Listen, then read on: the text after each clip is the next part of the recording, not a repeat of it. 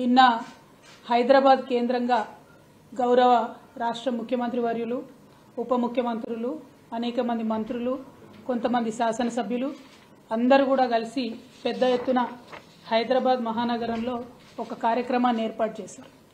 సింగరేణిలో డిపెండెంట్ ఉద్యోగాలు వచ్చినటువంటి వాళ్ళందరికీ కూడా నిన్న గౌరవ ముఖ్యమంత్రి గారే స్వయంగా మరి ఉద్యోగ నియామక పత్రాలు ఇచ్చారని చెప్పడం జరిగింది. వాస్తవానికి ఇదెంత సిగ్గుచేటంటే డిపెండెంట్ ఉద్యోగాలు అనేటటువంటిది పోగొట్టిందే కాంగ్రెస్ పార్టీ. ఐఎన్టీయూసీ అని కాంగ్రెస్ పార్టీ యొక్క ట్రేడ్ యూనియన్ ఏదైతే ఉంటుందో వాళ్ళ సంతకాలతోని, ఏఐటీయూసీ సంతకాలతోని, తెలుగుదేశం పార్టీ ట్రేడ్ యూనియన్ సంతకాలతోని జాతీయ రాష్ట్రీయ ట్రేడ్ యూనియన్లు అన్నీ కలిపి ఆనాడు డిపెండెంట్ ఉద్యోగాలను పోడగొడితే కేసీఆర్ గారు వచ్చి డిపెండెంట్ ఉద్యోగాలు ఇచ్చి 20,000 నియామకాలు జరపడం జరిగింది. ఆ 20,000 నియామకాలు జరిపినటువంటి సందర్భంలో ఎన్నడూ కూడా కేసీఆర్ గారు వెళ్ళి ఒక్క నియామక పత్రం కూడా ఇవ్వలేదు. ఇది కేవలం సింగరేణి సంస్థలో రెగ్యులర్గా జరిగేటటువంటి ఒక ప్రొసీజర్గా ట్రీట్ చేసి అక్కడ లోకల్ స్థాయిలో ఉండేటటువంటి జనరల్ మేనేజర్స్ అంటే జీఎంల పరిధిలో నియామక పత్రాలు ఇచ్చేటట్టుగా బీఆర్ఎస్ ప్రభుత్వం ఈ అంశాన్ని అంతటిని కూడా టేకప్ చేసింది. కానీ ఇప్పుడున్నటువంటి గౌరవ ముఖ్యమంత్రి వర్యులు జీఎం స్థాయిలో చేయాల్సినటువంటి పనిని హైదరాబాద్కి తీసుకొచ్చి సీఎం గారి స్థానాల్లో ఈ నియామక పత్రాలు ఇస్తా ఉన్నారు. ఇచ్చి పైగా గొప్పలు చెప్పుకోవడం, మేము కొత్తగా సింగరేణిలో 400 ఉద్యోగాలు ఇచ్చినామని. నిజంగా సిగ్గుచేటు. అబద్ధాలు చెప్పి అధికారంలోకి వచ్చినారు. అక్కడ వరకు క్షమించవచ్చేమో.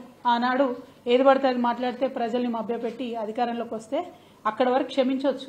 కానీ అధికారంలోకి వచ్చినాకన్నా నిజం చెప్పండి సీఎం గారు, మీరు ఎందుకోసం ఈ నియామక పత్రాలు కేసీఆర్ గారి హయాంలో ఇచ్చినటువంటి డిపెండెంట్ ఉద్యోగాలను తీసుకొని నేనే ఇచ్చినా నేనే చేసినా అని అబద్ధాలు చెప్పుకోవడం ఎందుకు? ఒకటి.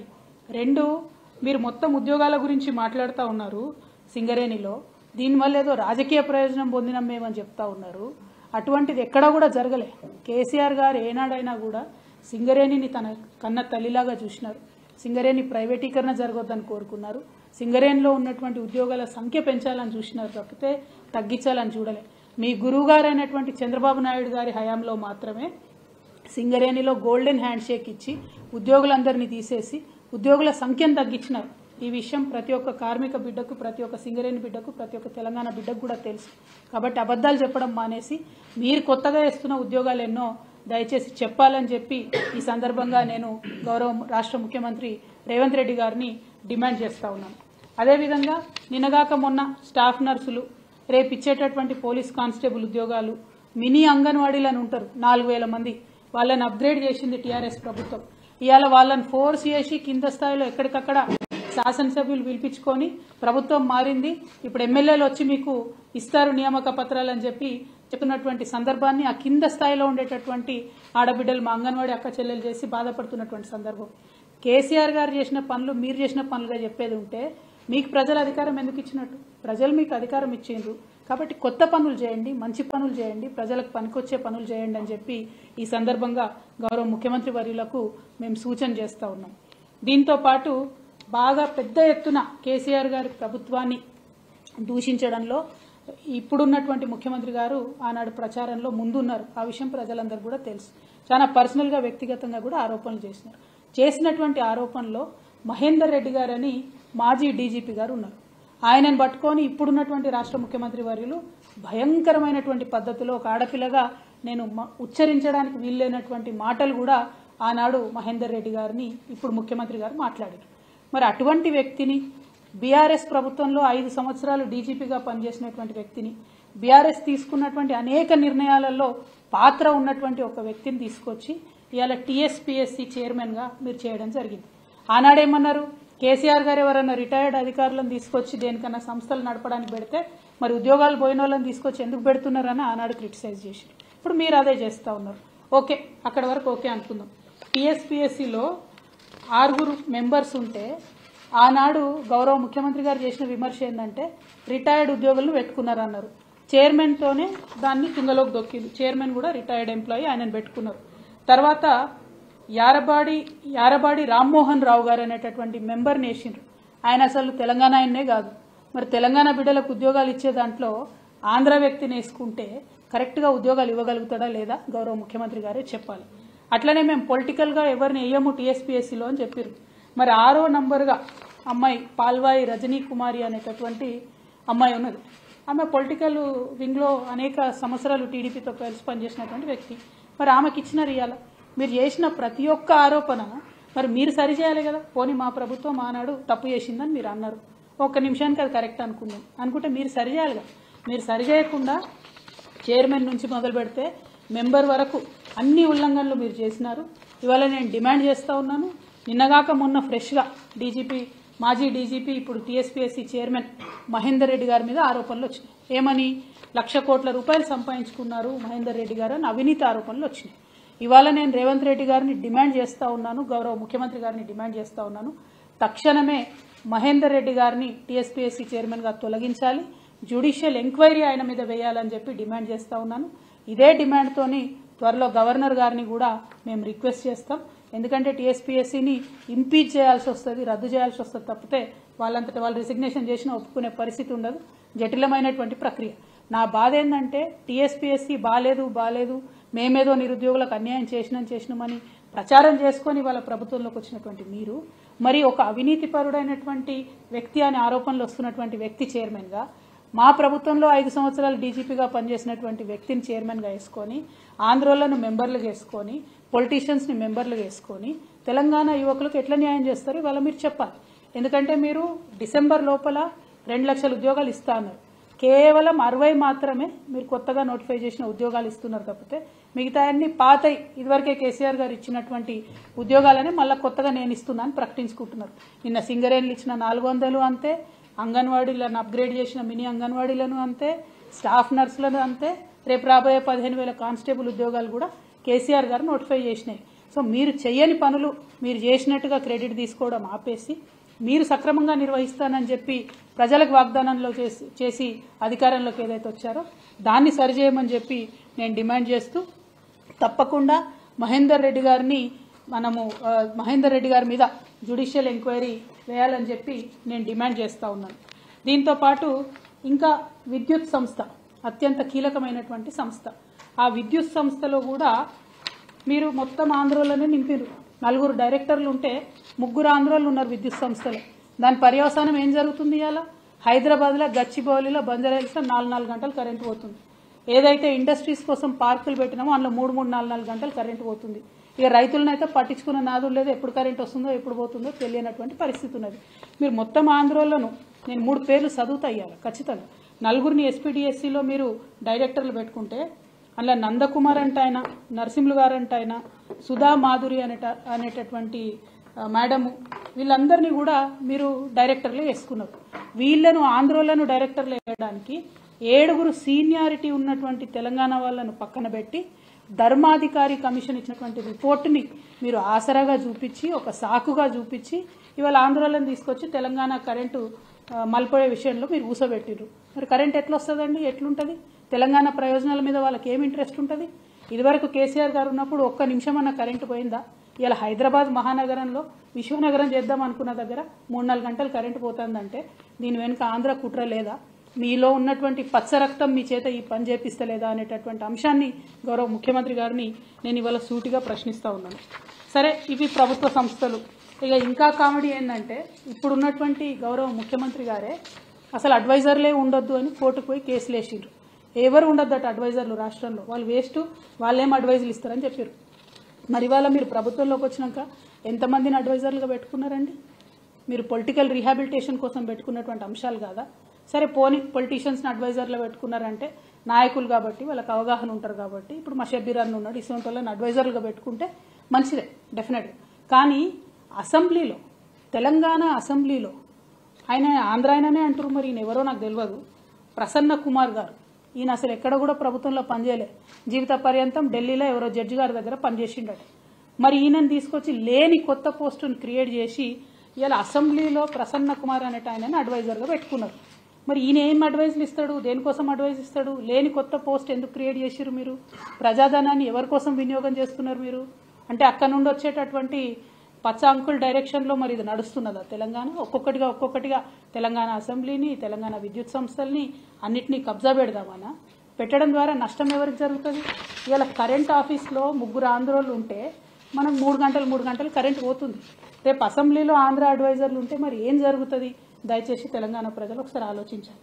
ఇక రేవంత్ రెడ్డి గారు ఇంకా దారుణం ఏంటంటే వ్యక్తిగతంగా ఓటుకు నోటు కేసు ఆయనది ఏదైతే ఉందో దానిని వాదించినటువంటి లాయర్లు ఒక మేడం పేరు దేవనా సేగల్, ఇంకో 2 ఆడపిల్లలు ఉన్నారు, అట్లనే తేరా రమాకాంత్ రెడ్డి గారు, అట్లనే ఇంకా ఆయన ప్రభుత్వంలోకి రాకముందు అప్పుడు కేసీఆర్ గారి ప్రభుత్వం చేపట్టినటువంటి ప్రాజెక్టులను ఆపడానికి చచ్చిపోయిన వాళ్ళ పేరు మీద దొంగ కేసులు వేసినటువంటి ఇంకొక వ్యక్తికి, ఇట్లాంటి వాళ్ళందరినీ కూడా సుప్రీంకోర్టులో ఇలా అడ్వకేట్ ఆన్ రికార్డు పెట్టారు. అంటే మొన్నటిదాకా రేవంత్ రెడ్డి గారు జేబులోకి వెళ్ళి జీతం ఇచ్చిర్రు వీళ్లకు. ఇవాళ మన తెలంగాణ బిడ్డల రక్తం స్వేదం మనం కట్టే ట్యాక్స్ మన తెలంగాణ ప్రభుత్వ ఖజానా నుంచి ఆయన ఓటుకు నేటు కేసు వాదించిన మొత్తం టీంనంతటిని కూడా సుప్రీంకోర్టులో పోయి నింపుకున్నారు. మరి ఇదేం పద్ధతి? ఇదేం న్యాయం? ఎవరు లేరా ఇంకా కొత్త వాళ్ళు, న్యూట్రల్గా ఉండేవాళ్ళు, తెలంగాణ రాష్ట్ర ప్రభుత్వ ప్రయోజనాల కోసం పనిచేసే వాళ్ళు ఎవరు లేరా? మీ ఓటుకు నేటు కేసుని మీ ప్రైవేట్ టీంని తీసుకుపోయి అలా సుప్రీంకోర్టులో పెడితే నిజంగా కాంగ్రెస్ పార్టీలో ఇంతమంది సీనియర్ నాయకులు ఉన్నారు, ఒక్కరు కూడా ప్రశ్నించకపోవడం చాలా దారుణం. ఇది తెలంగాణ ప్రజల యొక్క డబ్బును సొమ్మును దుర్వినియోగం చేయడం తప్పితే ఇంకొకటి కాదు అని చెప్పి మేము తెలియజేస్తూ ఫైనల్గా గౌరవ ముఖ్యమంత్రి వర్యులు రేవంత్ రెడ్డి గారు మీరు చెప్పినటువంటి నీతి వాక్యాలను మీరు పాటిస్తే బాగుంటుంది. ఉద్యోగాల విషయంలో మీరు అడ్డంగా అబద్ధాలు ఆడారు, ఉద్యోగాల విషయంలో కేసీఆర్ గారిని బద్నాం చేసే ప్రయత్నం చేసిండ్రు. ఇప్పుడు మీరు వేసినటువంటి టీఎస్పీఎస్సీ నిజంగా మీకు చిత్తశుద్ధి ఉంటే, నిజంగా మీకు అవినీతి మరక అంటొద్దని మీరు అనుకుంటే తక్షణమే మహేందర్ రెడ్డి గారిని తీసేసి ఎంక్వైరీ వేయండి, అవినీతి జరిగింది వాస్తవమా కాదా ప్రజలకు తెలియజేయండి. రెండవది, కేసీఆర్ గారు వేసినటువంటి ఉద్యోగాలు మేమిచ్చినట్టుగా చెప్పుకుంటా ఉన్నారు, దాన్ని మేము తీవ్రంగా ఖండిస్తూ ఉన్నాం. మీరు ఇప్పటివరకు ఇచ్చిన 60 ఉద్యోగాలే, ఇంకా కొత్తగా ఏం ఉద్యోగాలు ఇస్తారో, డిసెంబర్ వరకు ఏం ఉద్యోగాలు ఇస్తారో తెలియజేయవలసిందిగా కోరుతా ఉన్నాం. మూడవది, విద్యుత్ సంస్థలో నియామకం చేసినటువంటి ఆంధ్రోళ్లను తక్షణమే తీసి తెలంగాణ డైరెక్టర్స్ని వేయాలని మూడవ డిమాండ్ చేస్తూ ఉన్నాం. నాలుగవది, సుప్రీంకోర్టు ఆఫ్ ఇండియాలో మీ పర్సనల్ కేసులు, మీ అవినీతి కేసులు, మీ దొంగ కేసులు వాదించి ఆనాడు తెలంగాణ ప్రభుత్వం మీద దొంగ కేసులు వేసిన టీంని తీసేసి నిజంగా టాలెంట్ ఉన్నటువంటి వాళ్లను, నిజంగా తెలంగాణ ప్రభుత్వ ప్రయోజనాలు కాపాడే వాళ్లను పెట్టాలని డిమాండ్ చేస్తూ మరి మీ యొక్క చిత్తశుద్ధి నిరూపించుకోవాలి. మీరు ఇన్ని రోజులు చేసినటువంటి ఆరోపణలను దాన్నన్నింటినీ కూడా తప్పని నిరూపించే విధంగా ఉన్నటువంటి మీ వ్యవహారాన్ని సరిదిద్దుకోవాలని సూచన చేస్తా ఉన్నాం. Thank you. జై తెలంగాణ. గత 10 ఏళ్లలో ఎప్పుడూ లేనటువంటి విధంగా రాష్ట్ర గీతాన్ని జై జై హై తెలంగాణను అధికారికంగా గుర్తిస్తున్నామని కూడా చెప్పారు. అంతేకాకుండా మన రాష్ట్రానికి సంబంధించినటువంటి చిహ్నం కావచ్చు, లేకపోతే తెలంగాణ తల్లి విగ్రహాన్ని కూడా మార్పు చేస్తున్నాం. ఈ పరిణామాలన్నింటినీ మీరు ఎట్లా చూస్తారు? అంటే మన గౌరవ ముఖ్యమంత్రి గారు మొదట ఎప్పుడన్నా నిజంగా గుండెల మీద చేసుకొని జై తెలంగాణ అంటేనేమో ఆయన ఇవన్నీ చేసే అవకాశాలు, ఆయన ఇవన్నీ చేసే అర్హత ఉంటుంది. ఆయన ఎప్పుడన్నా జై తెలంగాణ అన్నాడా? జై తెలంగాణ అన్నోళ్ళ మీద గన్ను పట్టుకొని తిరిగిన మనిషి. ఏదో మన ప్రజలు మంచోళ్ళు కాబట్టి ఇసొంటోళ్ళకు కూడా ఒకసారి అవకాశం ఇద్దామని ఇచ్చిరు, కానీ ఆయన జై తెలంగాణ అని ఇంతవరకు అనలేదు. ఆయన రాష్ట్ర గీతం గురించి మాట్లాడడం, తెలంగాణ తల్లి గురించి మాట్లాడడం చాలా హాస్యాస్పదంగా ఉంది. బట్ ఎనీవే, ఒక్కటి ఈ సందర్భంగా నేను ముఖ్యంగా రాష్ట్రంలో ఉన్నటువంటి కళాకారులకు, తెలంగాణ బిడ్డలకు విజ్ఞప్తి చేసేది ఏంటంటే, కేసీఆర్ గారు ఏదన్నా పని చేస్తే దాని వెనుక ఎంత బలమైన కారణం ఉంటుందో, ఏదన్నా పని చేయకపోతే అంతకన్నా బలమైన కారణం ఉంటుంది. రాష్ట్ర గీతం దగ్గర పంచాయతీ షురు అయింది. ఇదంతా రాష్ట్ర గీతం అనేటటువంటిది కాన్స్టిట్యూషన్లో ఎక్కడ చెప్పలేదు. ఈ యొక్క రాష్ట్రానికి ఒక జెండా ఉండడం, రాష్ట్రానికి ఒక గీతం ఉండడం అన్నటువంటిది కాన్స్టిట్యూషన్లో ఎక్కడ చెప్పలేదు. ఒక 2 రాష్ట్రాలు ప్రయత్నం చేసినాయి, జమ్మూ కాశ్మీర్ ఒకటి, కర్ణాటక ఒకటి. ఆ ప్రయత్నం చేస్తే ఫెడరలిజంకు ముప్పు వాటిల్తుందని సుప్రీంకోర్టు దాకా పోయినా కూడా వాళ్ళు పర్మిషన్ ఇవ్వనటువంటి పరిస్థితి.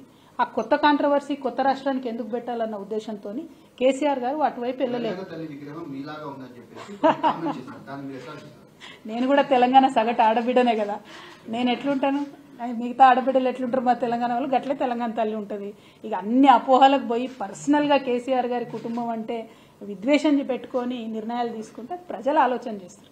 నా రిక్వెస్ట్ ఏంటంటే, ఇవన్నీ చిన్న చిన్న ఆరోపణలు పక్కన పెడితే కేసీఆర్ గారు చేయని పనుల వెనుక కూడా కారణాలు ఉంటాయన్న విషయం తెలంగాణ కళాకారులు, కవులు, రచయితలు కూడా దయచేసి గుర్తించాలని చెప్పి నేను కోరుతూ, ముందుగా మన ముఖ్యమంత్రి గారు తెలంగాణ రాష్ట్ర ముఖ్యమంత్రి గారు కాబట్టి ఎప్పుడన్నా ఒక్కసారి అసెంబ్లీ ప్రారంభంలోనో అఫీషియల్ కార్యక్రమాల్లోనో జై తెలంగాణ అంటే కొంచెం తృప్తిగా ఉంటుంది తెలంగాణ ప్రజలకు. Thank you. మేడం, జై తెలంగాణ. మాజీ డీజీపీ మహేందర్ రెడ్డి మీ హయాంలో కూడా పనిచేశారు. ఇప్పుడు అవినీతి ఆరోపణలు వస్తున్నాయి. అంటే మీ హయాంలోనే అవినీతి జరిగింది అనుకోవచ్చు.